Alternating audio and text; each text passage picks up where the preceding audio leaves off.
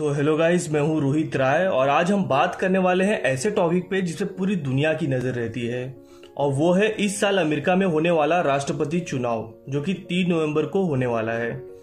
दुनिया का सबसे ताकतवर देश है अमेरिका और अमेरिका पे राज करने वाले व्यक्ति को सबसे ताकतवर माना जाता है। ऐसे में अमेरिका का राष्ट्रपति कौन बनता है, दुनिया इस पर कड़ी निगाह रखती है। भारत की तरह अमेरिका भी एक लोकतांत्रिक देश है और अमेरिका में भारत के मुकाबले इलेक्शन की प्रक्रिया थोड़ी कठिन और लंबी है। तो आज मैं कोशिश करूंगा आपको आसान भाषा में समझाने की कि अमेरिका में राष्ट्रपति या प्रेसिडेंट का चुनाव किस तरह से होता है। तो आपको मैं इलेक्शन प्रोसेस बताऊं उससे पहले कुछ इंपॉर्टेंट बातें बता देता हूं। तो जैसे हमारे यहाँ संसद होता है, उसमें लोकसभा और राज्यसभा होता है, उसी तरह अमेरिका में यूएस कांग्रेस होता है, जिसमें हाउस ऑफ रिप्रेजेंटेटिव्स और सीनेट 2 हाउसेस होते हैं। हाउस ऑफ रिप्रेजेंटेटिव्स में 435 मेंबर होते हैं जिनके पास वोटिंग राइट होती है, और इनके अलावा 6 और मेंबर होते हैं लेकिन उनके पास वोटिंग राइट नहीं होती है। और सीनेट में 100 मेंबर होते हैं। अब जैसे हमारे यहाँ राष्ट्रपति का चुनाव संसद में होता है, लेकिन अमेरिका में प्रेसिडेंट के चुनाव में यूएस कांग्रेस का कोई हाथ नहीं होता है। और आपको बता दूं कि अमेरिका में मेनली 2 ही पार्टी है जो अपने उम्मीदवार खड़े करते हैं प्रेसिडेंट के लिए। तो पहली पार्टी है डेमोक्रेटिक पार्टी और इस पार्टी का चुनाव चिन्ह है गधा या डोंकी। अब आपको लगेगा कि कोई पार्टी अपना सिंबल गधा कैसे रख सकती है, तो उसका भी अलग ही इतिहास है। तो जब 1828 में एंड्रयू जैक्सन खड़े हुए थे प्रेसिडेंट के चुनाव के लिए, तब उनके विरोधियों ने उन्हें जैक एस बुलाया। अब ये आपको भी मालूम है कि एस मतलब गधा होता है। तो एंड्रयू जैक्सन ने इसका विरोध करने के बजाय इसे ही पार्टी लोगो बनाने का सोच लिया। और एंड्रयू जैक्सन डेमोक्रेटिक पार्टी से जीतने वाले और गधे के निशान पे जीतने वाले पहले राष्ट्रपति हैं। और अगर डेमोक्रेटिक पार्टी के कुछ फेमस प्रेसिडेंट के नाम बताऊं तो बराक ओबामा, बिल क्लिंटन और John Kennedy. John Kennedy America के आज तक के सबसे जवान राष्ट्रपति रह चुके हैं। ये 44 साल की उम्र में ही राष्ट्रपति बन गए थे। उसके बाद सेकंड पार्टी है रिपब्लिकन पार्टी, जिसे ग्रैंड ओल्ड पार्टी भी कहते हैं। इस पार्टी का सिंबल है हाथी। और डेमोक्रेटिक पार्टी का गधा और रिपब्लिकन पार्टी के हाथी को उन दिनों थॉमस नस्ट नाम के कार्टूनिस्ट ने लोगों के बीच पॉपुलर किया था। रिपब्लिकन पार्टी से अमेरिका के पहले प्रेसिडेंट रहे अब्राहम लिंकन। जॉर्ज बुश भी रिपब्लिकन पार्टी से थे और डोनाल्ड ट्रंप भी रिपब्लिकन पार्टी के ही मेंबर हैं। तो ये 2 मेन पार्टी है जिनके उम्मीदवार इलेक्शन लड़ते हैं प्रेसिडेंट के लिए।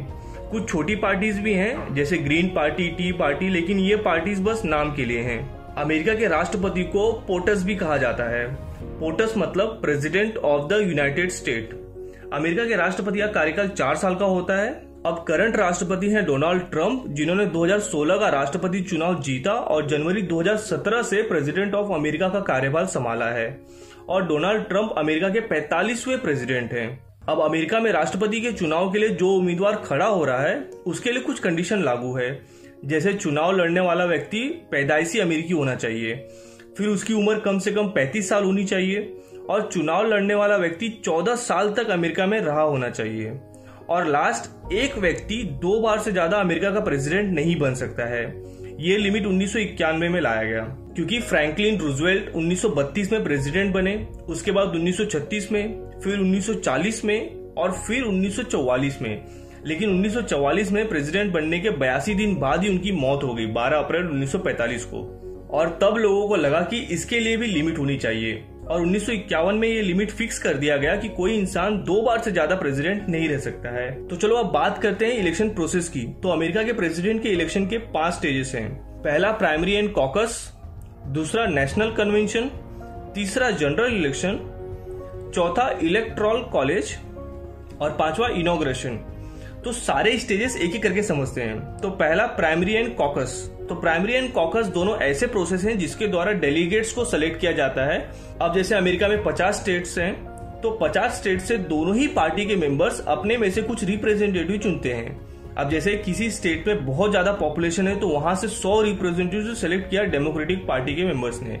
तो इन सेलेक्टेड रिप्रेजेंटेटिव्स को डेलीगेट्स कहा जाता है। अब प्राइमरी प्रोसेस मतलब जहां पार्टी मेंबर्स और आम जनता वोट करती है कि उन्हें किसे अपना रिप्रेजेंटेटिव बना के आगे भेजना है। और कॉकस प्रोसेस में कोई वोटिंग नहीं होती है, एक जगह पार्टी मेंबर्स जमा होते हैं और हाथ उठा के मेजोरिटी देख के रिप्रेजेंटेटिव सेलेक्ट करते हैं। ये प्रोसेस फरवरी से स्टार्ट हो गया था अमेरिका में इस साल के इलेक्शन के लिए। अब जो सेकेंड स्टेज है वो है नेशनल कन्वेंशन। इसमें एक पार्टी के लिए सारे स्टेट से जितने डेलीगेट सेलेक्ट हुए हैं वो जमा होते हैं और पार्टी में जितने लोग प्रेसिडेंट के चुनाव लड़ना चाहते हैं उनमें से कौन प्रेसिडेंट का चुनाव लड़ेगा उसके लिए वोट करते हैं और फिर उस पार्टी का उम्मीदवार सेलेक्ट होता है। इस बार कोरोना वायरस की वजह से डेमोक्रेटिक पार्टी का नेशनल कन्वेंशन ऑनलाइन हुआ अगस्त में और रिपब्लिकन पार्टी का हुआ ही नहीं क्योंकि वो डोनाल्ड ट्रंप को ही वापस चुनाव में उतार रहे हैं। तो डेमोक्रेटिक पार्टी के लिए जितने उम्मीदवार प्रेसिडेंट का चुनाव लड़ना चाहते थे उनको डेलीगेट्स ने वोट दिया और सबसे ज्यादा वोट मिला जो बाइडन को। तो इस बार जो बाइडन डेमोक्रेटिक पार्टी की तरफ से चुनाव लड़ रहे हैं। फिर इसके बाद से रैलियां चालू हो जाती हैं सारे स्टेट में जैसे भारत में होती हैं, लेकिन अमेरिका में सबसे ज्यादा लोगों तक बातें पहुंचती हैं गवर्नमेंट चैनल पे होने वाले दोनों पार्टी के प्रेसिडेंट के उम्मीदवार की डिबेट से। हर साल 3 डिबेट्स होते हैं। 29 सितंबर को पहला डिबेट्स हो गया है, उसके बाद अभी 15 अक्टूबर को होगा और फिर 22 अक्टूबर को होगा। और फिर आते हैं तीसरे स्टेज पे, वो है जनरल इलेक्शन। अब अमेरिका में ये फिक्स है कि जनरल इलेक्शन नवंबर के पहले मंगलवार यानी पहले ट्यूसडे के दिन होता है। तो इस बार 3 नवंबर को होगा। अब जनरल इलेक्शन में लोग प्रेसिडेंट के उम्मीदवार को डायरेक्ट वोट नहीं देते हैं, लोग वोट देते हैं इलेक्टर्स को। अब ये इलेक्टर्स कौन है? तो अमेरिका में 50 स्टेट्स हैं, तो पॉपुलेशन के आधार पर हर स्टेट में इलेक्टर्स की संख्या पहले से तय कर दी गई है। अब जैसे कैलिफोर्निया में 55 इलेक्टर्स की संख्या फिक्स की है, तो दोनों पार्टी के उम्मीदवार अपने अपने पार्टी से 55 रिप्रेजेंटेटिव भेजेंगे कैलिफोर्निया, जहां लोग इन रिप्रेजेंटेटिव को वोट देंगे। अब असली मैजिक यही होता है। अब समझो कैलिफोर्निया में डेमोक्रेटिक पार्टी के 35 रिप्रेजेंटेटिव जीत गए और रिपब्लिकन पार्टी के 15। तो यहाँ रूल ऐसा है, अब डेमोक्रेटिक पार्टी के 35 रिप्रेजेंटेटिव जीते कैलिफोर्निया में, तो इस कैलिफोर्निया के पूरे 50 इलेक्टर्स में विन डेमोक्रेटिक पार्टी की मानी जाएगी। तो इस तरह से सारे 50 स्टेट में 538 इलेक्टर्स चुने जाते हैं लोगों के द्वारा। और फिर आता है चौथा स्टेज, वो है इलेक्टोरल कॉलेज। दिसंबर में पूरे 538 इलेक्टर्स वोट करते हैं अपने अपने पार्टी के उम्मीदवार को, और जिस पार्टी के उम्मीदवार को 270 वोट मिलते हैं वो बनता है अमेरिका का प्रेसिडेंट। फिर आता है 5वां स्टेज, वो है इनॉग्रेशन यानी शपथ ग्रहण। ये जनवरी में होता है, जहां से न्यू प्रेसिडेंट अपना कार्यभार संभालता है। तो ये पूरी प्रक्रिया है अमेरिका में प्रेसिडेंट को चुनने की। तो आई होप गाइस आपको समझ में आया होगा ये पूरा प्रोसेस। तो अभी के लिए बस इतना ही, आपसे लेता हूँ विदा। धन्यवाद।